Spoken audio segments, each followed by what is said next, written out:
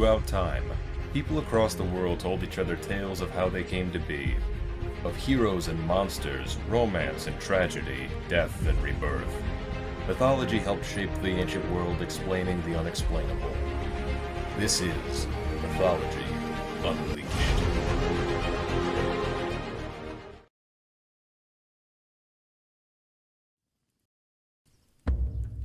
In more ways than one, Africa is immense. The second largest continent, with 53 countries, and home to more than 3,000 different ethnic groups, and more species of animal than anywhere else on the planet.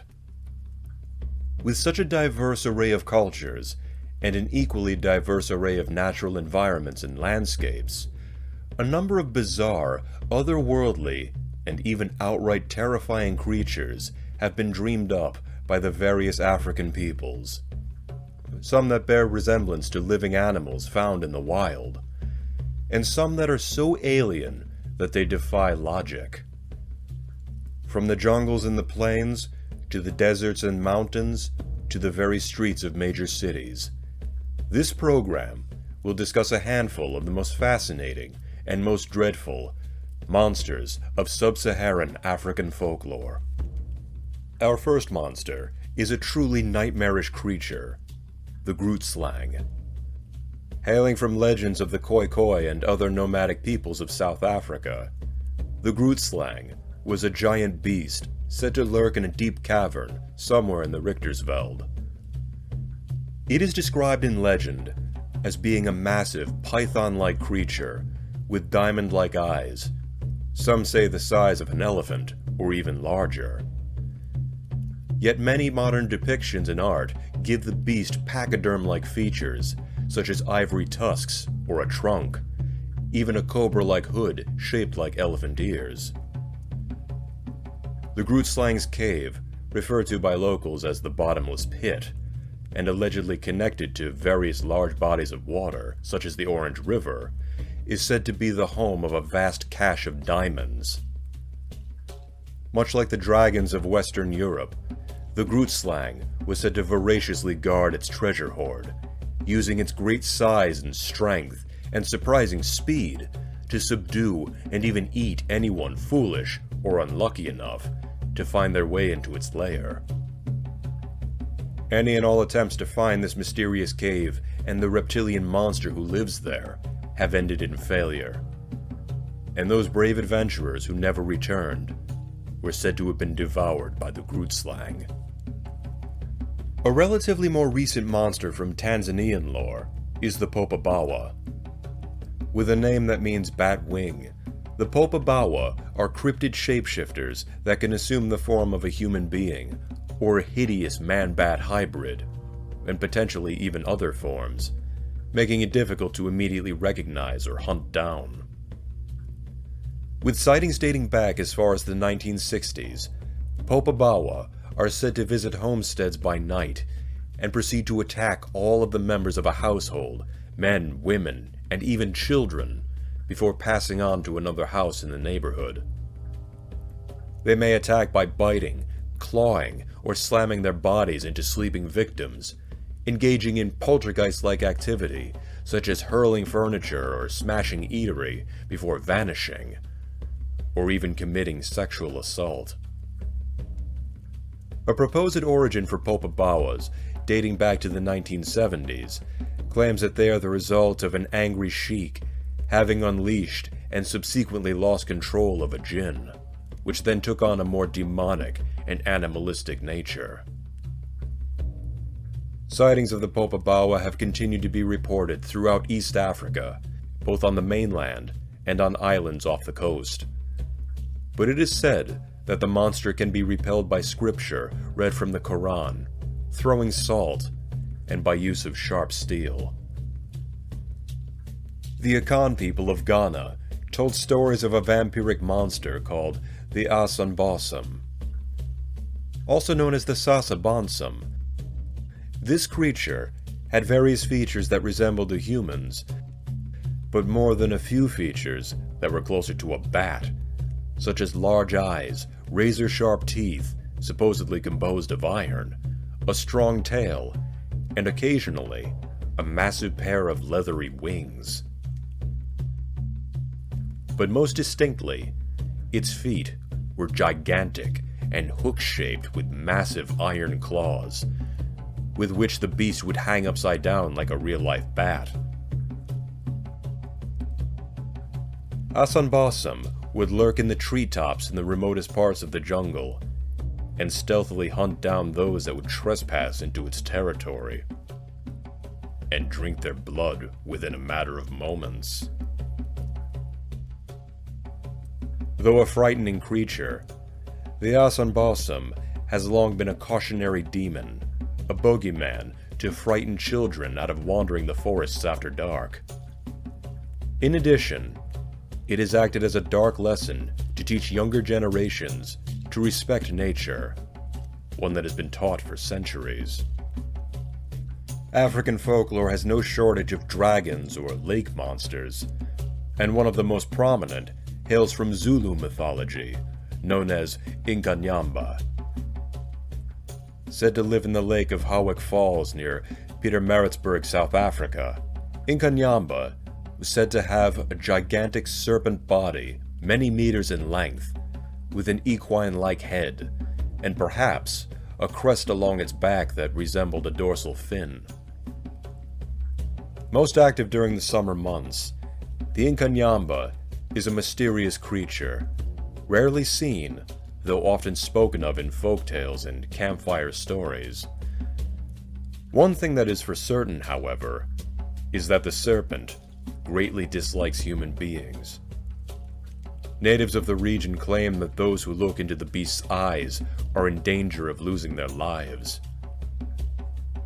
Whether this warning means that the Inkanyamba would attack and perhaps eat an unlucky bystander, or that its gaze has the power to kill those who meet it, similar to a basilisk, is up for debate.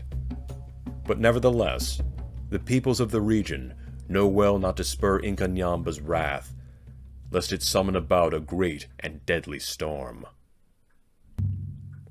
Another dangerous reptilian monster said to roam throughout Africa is one that bears strong resemblance to creatures that once lived millions of years ago. Enter the Kasai Rex of the Kasai region of the Congo. As its name may suggest, Kasai Rex is a giant bipedal lizard that resembles a theropod dinosaur from the Cretaceous period. Reported sightings appeared at the beginning of the 20th century, describing the creature as similar to a tyrannosaurus, preying on large herbivores, such as elephants. One of the most famous accounts involved a Swedish hunter who allegedly lost consciousness when he saw the huge animal hunting a rhino, describing it as a 13-meter or about 43-foot-long reptile with strong legs and a huge head, which contained impressive rows of serrated teeth. Others report having seen large clawed footprints in the soil, unlike anything native to modern-day Africa, and dead large herbivores, with bites taken out of them, far too big to be from any lion, hyena, or crocodile.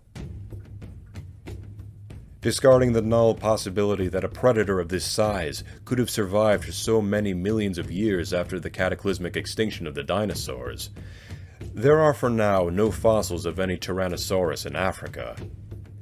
But with that in mind, what did the Swedish hunter see in the Congo wilds? What could have made the tracks? The mystery of Kasai Rex continues.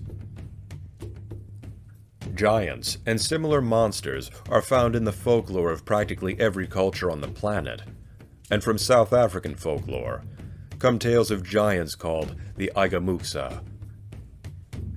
Whereas giants from other cultures generally resemble large people, the Aigamuxa stands out in that it has no eyes within its head. Instead, the monster's eyes are at the bottom of their feet, effectively blinding them, forcing them to walk using their abnormally long arms. Despite this would-be handicap, the Aigamuxa have enhanced senses of hearing, smell, and touch, allowing it to hunt prey better than most other predators. and its wiry frame belied its magical strength and agility. Though they are unique among the giants of mythology, one thing that they have in common with many of their gargantuan brethren is their appetite. The Aigamuxa are voracious man-eaters, running down lone travelers in the plains and the Kalahari Desert as if they were zebras or antelope, and tearing them apart with their sharp teeth. It is said that those who manage to escape the grasp of the Aigamuxa are mentally scarred for the rest of their days, driven to endless madness. Not all monsters of African lore are bound to the earth, however, and some soar through the heavens, such as Impundulu, the lightning bird of Zulu mythology. Like the thunderbirds of Native American legend, the Impundulu had the power to summon thunderstorms by flapping its wings. But whereas the thunderbirds were often revered in their respective cultures, the Impundulu was a chaotic creature, vampiric in nature, and could be swayed by those who were well versed in evil sorcery to do their bidding. Evil acts such as kidnapping children or killing their enemies. It may take the form of an attractive human being and lure people into a false sense of security before killing them and draining them of their blood. With powers of the storm, shape-shifting, and its thirst for human blood, the Impundulu was a dangerous foe, one that was seemingly immune to straightforward attacks such as blades, arrows, or bullets. Furthermore, it could not be drowned, and toxins had no guaranteed effect, but the monster may be warded off or even destroyed by fire. Our final monster of this program hails from Benin folklore, aido-hwedo, a gigantic rainbow-colored dragon who carries the entirety of the earth in his coils. Similar in appearance to the rainbow serpents of Aboriginal Australian mythology, aido-hwedo was the most loyal servant of the supreme god Nanapaluku, carrying him in his mouth as he traversed between the spirit and mortal worlds. It was said that the very earth was created by Nanapaluku with the aid of the great serpent, whose winding and writhing movements sculpted the land, creating hills and valleys and rivers. When the earth was completed, aido-hwedo coiled himself beneath in order to keep it steady, and his master created the seas in order to house and cool the mighty dragon. It is said that to this very day, aido-hwedo lives beneath the sea, holding the earth in his coils and his tail in his mouth. When the serpent shifts and adjusts, the earth trembles and quakes. A pair of monkeys live beneath the sea with him and feed him iron bars every day. But it is said that one day the monkeys will run out of iron, and aido-hwedo will abandon his post and let the earth fall. The cultures, creatures, and natural wonders of Africa are grand in number and in spectacle, as are the many, many mythical creatures and monsters said to lurk in the wilds of the continent. From reptilian monstrosities such as the Grootslang or Inkanyamba, to mysterious cryptids like Kasai Rex or Popobawa, to abstract nightmares such as the Aigamuxa and the Asanbosam.